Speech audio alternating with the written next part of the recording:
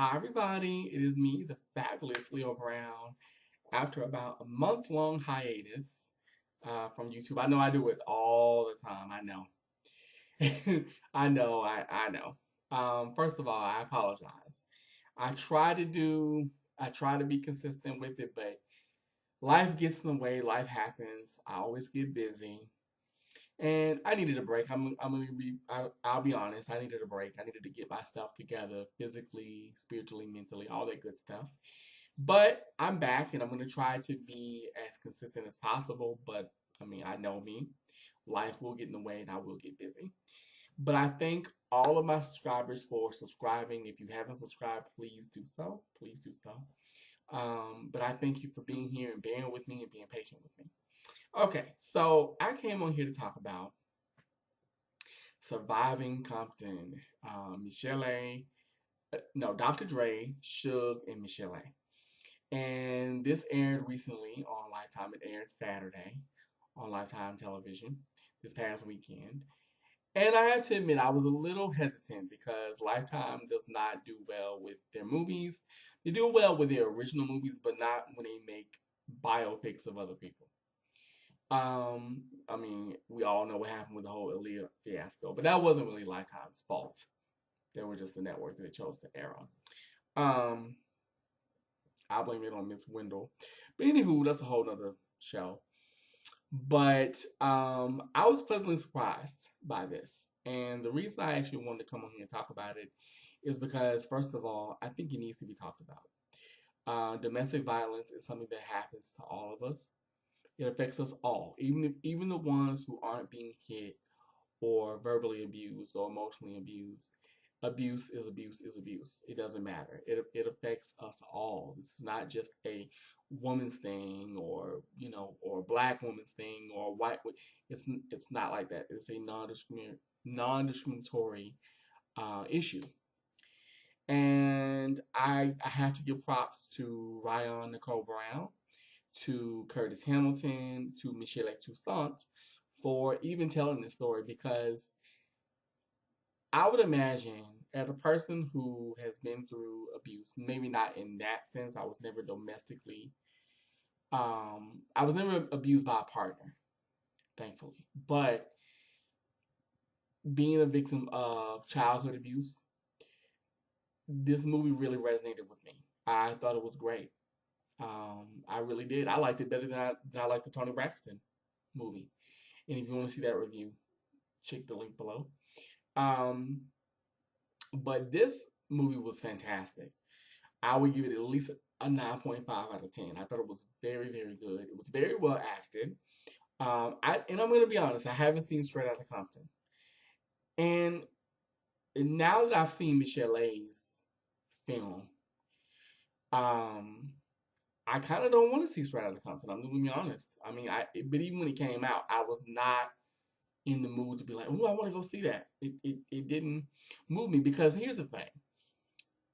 I've known about Dr. Dre and Miche'le and him putting hands on women for years.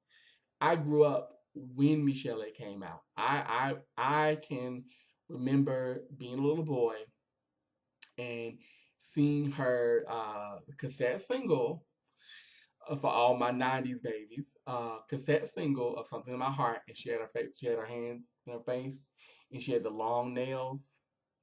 I can't remember seeing that growing up. So yeah, and singing the songs and singing Nicey and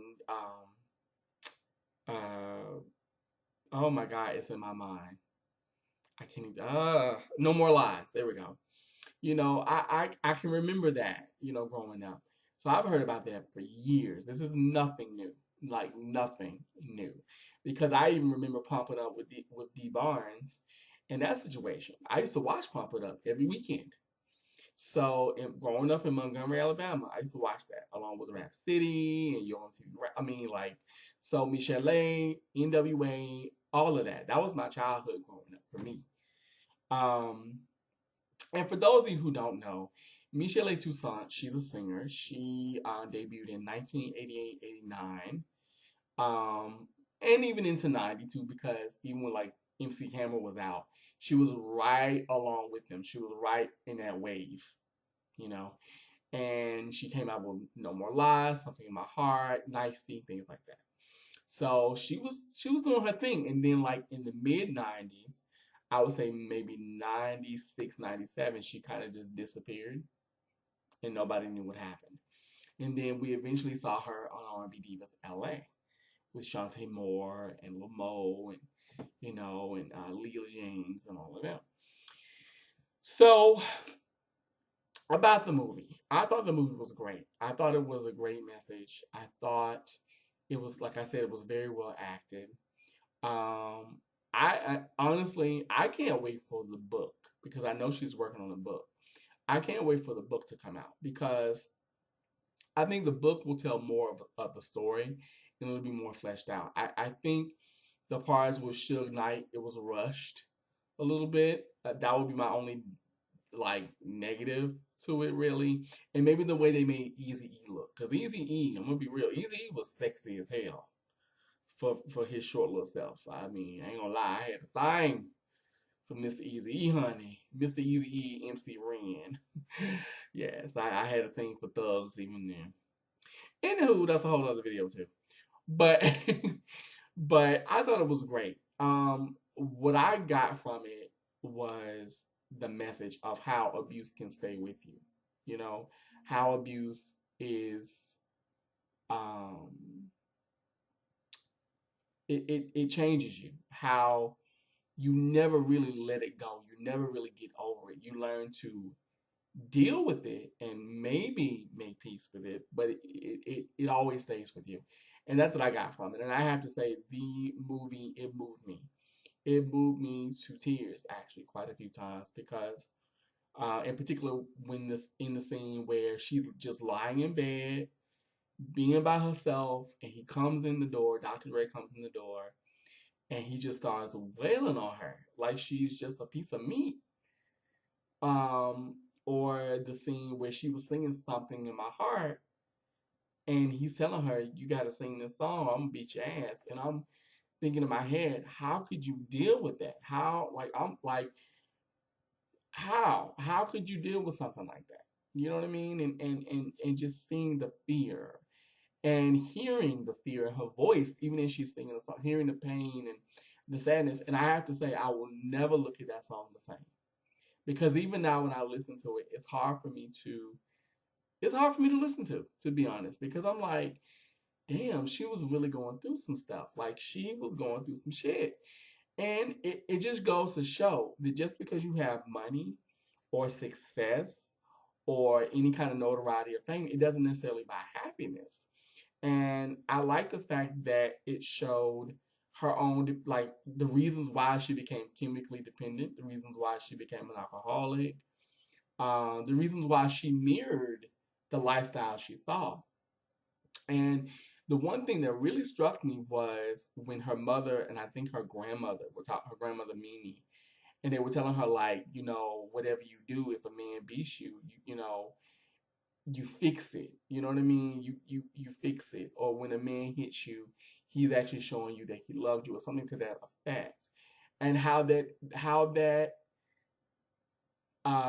shaped her, how that molded her. And I hate to say it, but a lot of women and men, because let's be real, men get abused too. A lot of men and women feel like that. Like, well, if he hits me or he talks to me any kind of way or he manipulates me, he loves me. You know what I mean? We associate that with love. Baby, that's not love. I mean, it's just not. And if that's all you know, you do what you know. And it kind of showed her environment, how she was a product of her environment. That's what she saw. So she just stuck with it. And maybe she felt she had no choice. I know a lot of people have said, well, oh, she was in it for the money and blah, blah, blah. Okay. I can kind of see that because I think if all you know is to sing and you don't really have a voice, you don't have anything of your own. She didn't know anything about business. She didn't know how to read a contract, I'm sure, at that time because she was 15, 16 when she met Dr. Dre. So I would imagine that for her, she was like, well, fuck it. I have to stay because I don't know anything. I don't know anything else. I don't know what else to do, Coupled with you know, what she learned as a child, you know. So it's like that's a lot. That's a lot to digest. That's a lot to deal with.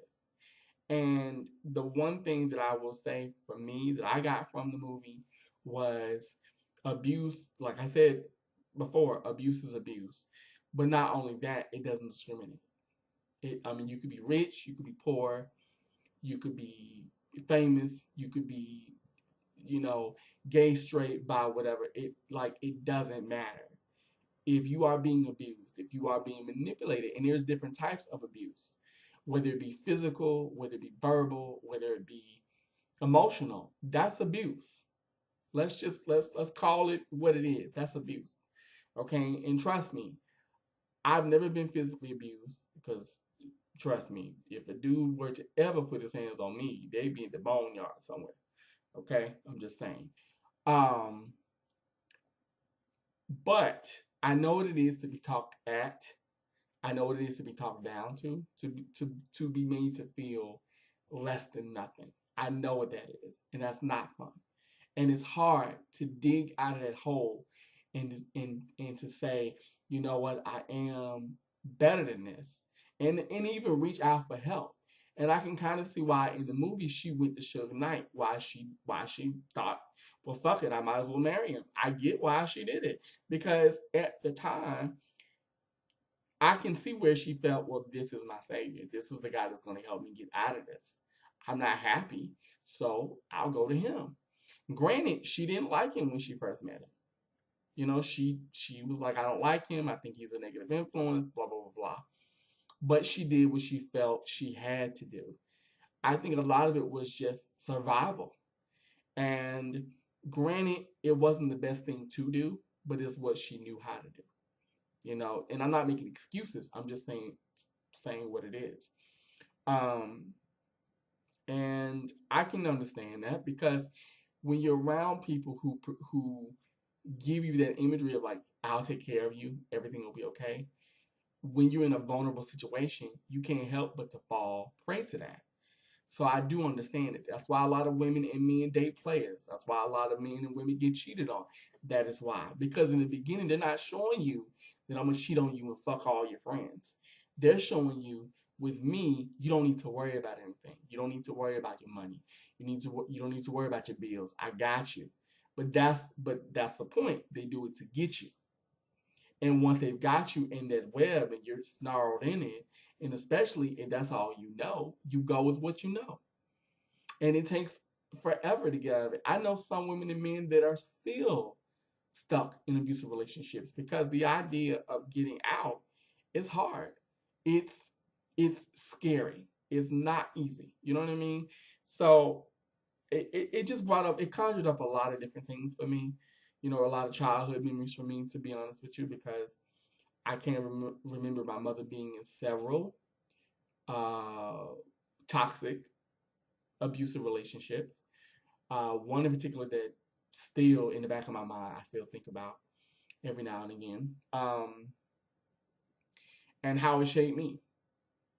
You know, I can remember seeing my mother pull a knife on somebody. I can remember my mother, you know, my mother and the boyfriend at the time beating the shit out of each other. You know, breaking. I mean, I can remember all of that. So yeah, I understand why Miche'le is the way she is. I get it because when you're in that, it takes a long time and a lot of intense therapy to break free of that. Not just from the physical, like, you know, getting them out of your life physically, but from here, from the emotional standpoint, from here, from spiritually. It's a lot. It's a process.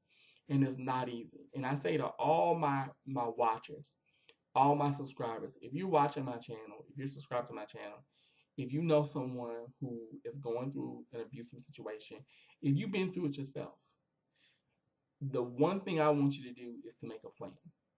Make a plan, talk to someone, tell them your plan, and get out.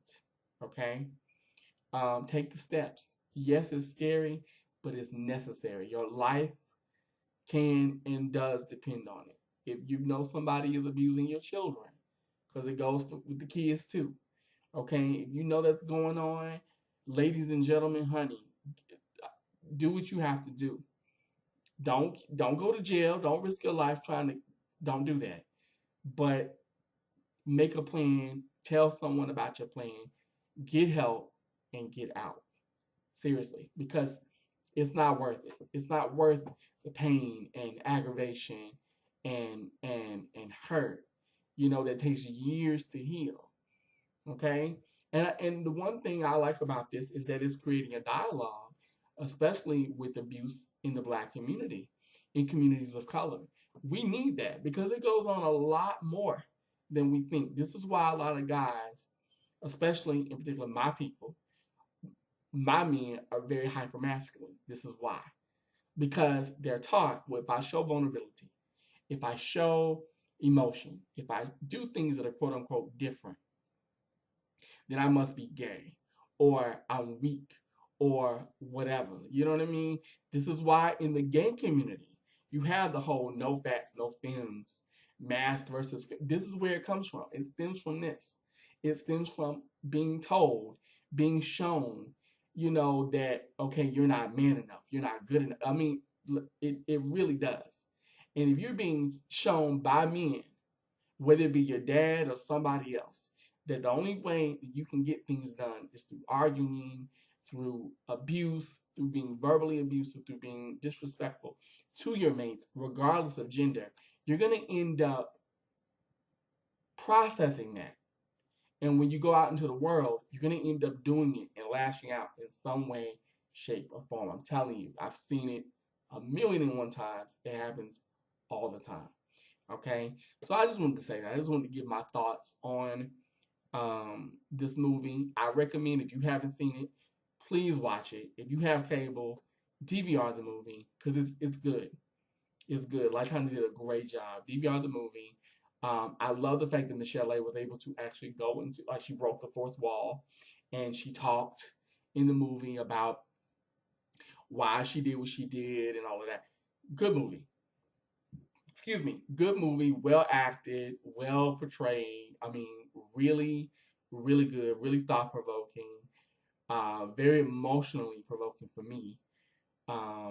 I just thought it was great, and I hope that Miche'le is able to, with her telling her story, I hope that she is able to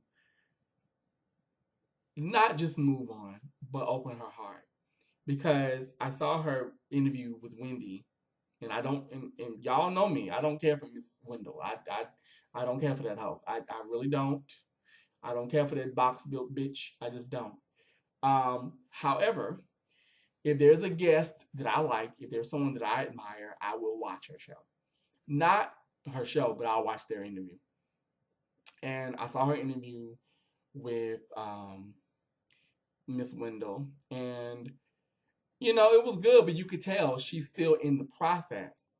She's still recovering. She's still going through, maybe not as severe, but it's hard for her to open her heart up now.